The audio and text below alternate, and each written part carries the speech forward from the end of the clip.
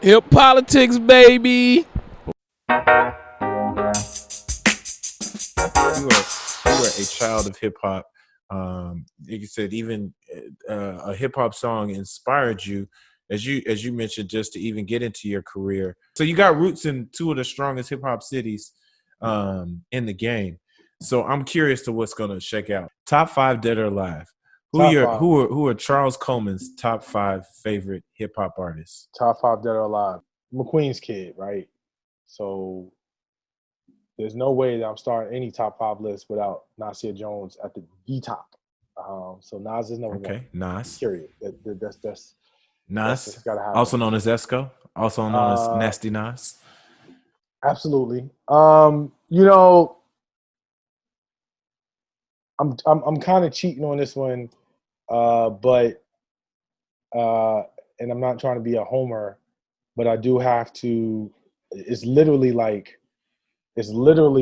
a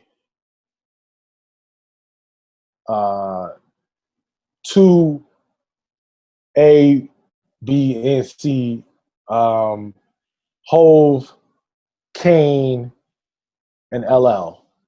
Their work, all of their work, and what they did for the culture is like. Hold up, you just jumbled a bunch of people in once. Oh yeah, because it's like literally dead even between them. Like Hove, Kane. Oh, you don't have to put them in order. I just need a five. Okay, I need a five. If you want that added pressure to rank them, that's on you. Oh, okay. It's just who's in the five. Because like, that's hard enough. They're like a Voltron to me. Like I gotta, No, you cannot put Hove, Kane, like this.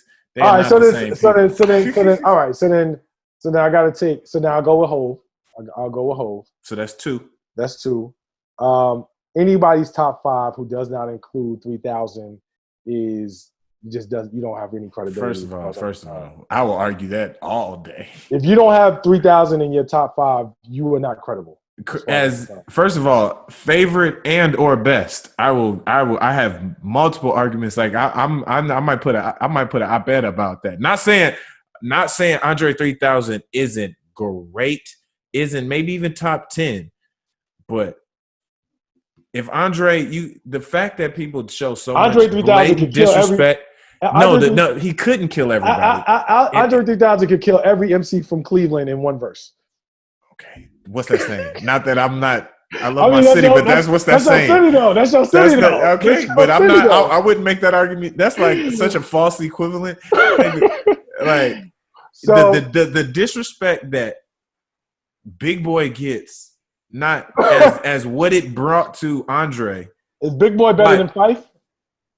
I think so, but they're the same MC to me. It's the same dynamic. Nah, it's the same dynamic. It's the same. Big Boy has way more. He's got way more in the books for me to judge off of. But Andre, because I don't want to derail this, but quickly, scarcity. It's good to a point, but at some point, it's the reason why Biggie. While I love Biggie, and he's still in my top five. Oh, I get it. Yeah. He has to start sliding down. So his scarcity. I get it. But 3000 and standing on his own, like Andre does not have enough on his own. For me to put him, no, he don't. What kind of bud you been smoking, bro? No, Speakerbox Love Below is his one. Love Below is his one album. Because it's one solo album. No, I'm saying he does not have enough of his own work. He got verses. He don't even have enough songs, let alone albums. So let me get for me to get to that. So get back to your top five. I hear you. We'll go to that later. We'll go to that later. Don't got 3000 on it has lacks credibility. So we got three right there. We got three. The last two, I know one of them is going to be extremely controversial, but they're both going to be dark horse, unpopular ones.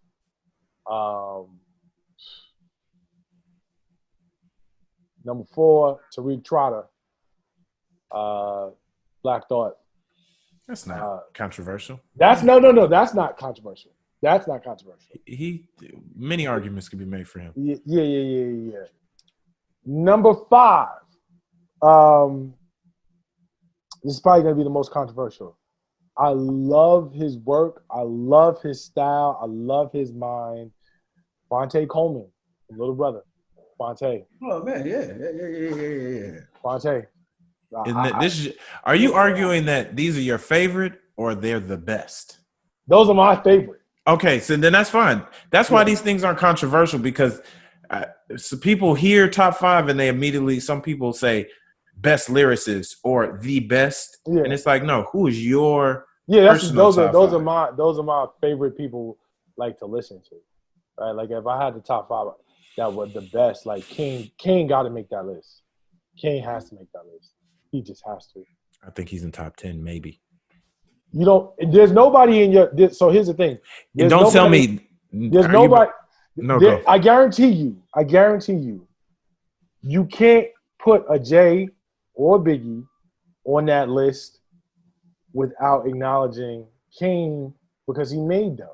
Just like okay, but the student can also become better than the master, and there's massive students out here. No. But Hov really did. Hov really did.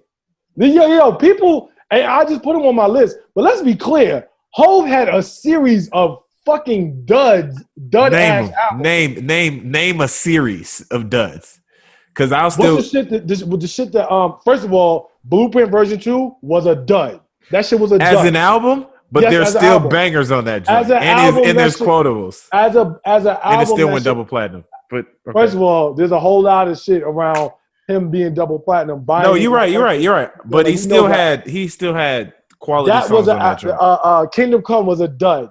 Kingdom Come has some of his most quotable, memorable bars ever, and it's not. And I'm not saying it's his best album. It's probably right there at the bottom. Kingdom Come was a dud. Blueprint version. Have you 2. listened to Show Me What You Got recently? Have you listened to Lost One? I Lost One. Anyways, keep going. And what was the last Blueprint 3? Oh, bro, what are you smoking? That shit was a dud. No, it's not. Blueprint 3. First of all, Blueprint 3 has his first ever number 1 record with New York. I did not say Blueprint 3. I said Blueprint version 2 was a dud. I thought you said Blueprint 3. No. Blueprint version 2 was a fucking dud. That was a dud, bro. That was a dud. Had a couple songs on that joint. I like The Watcher. Where he brought in Rakim. I like The Watcher too. The album was a dud. It was. All right. And that's it. That's it. Hold on, slow down.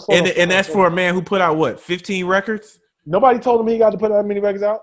Okay, and Kane got how many records? American Gang. Hold on, you can't compare that. Hold on. You can't compare record making in that era versus record making. I can when Jay-Z drops a record because it was when he's a whole 46 years old. It was a whole different music industry. But when he dropped a record at 46 and 48 with his wife and 46 by himself, that are still that Carter album was trash. Oh, bro! All right, so we're gonna wrap this interview up. Like, you go back and listen to "Nice." "Nice" is the best song on the album. That's it. That "Nice." hey, guess what? That joint is so inspirational. Nice, it covers the whole album. I can do anything. Like that joint. I listen to that. I listen to that going to work. "Nice" is the best song on the album, and guess what? Beyonce's verse better than verse. Yeah, Beyonce does. So what you saying? Beyonce verse better than his. So Beyonce worked that joint, but his verse was dope. But then he basically warmed the table for Beyonce to come in and murk that joint. Did he warm the table to get murdered on Renegade by Eminem? Did he warm the table then? He did get murdered. He got bodied. Eminem bodied him on Renegade. I'd say he didn't get murdered. Maybe Eminem was better, but it wasn't a murder. Jay got his shit off, and then Eminem bodied him. Okay. And then Jay-Z came in at the age of 49 and dropped the best guest verse of all of 2018. On what? Lemonade? What's free? Don't roll your eyes. Was it really profound, or was it just like, this is Jay-Z talking about social justice and some talking points? All right.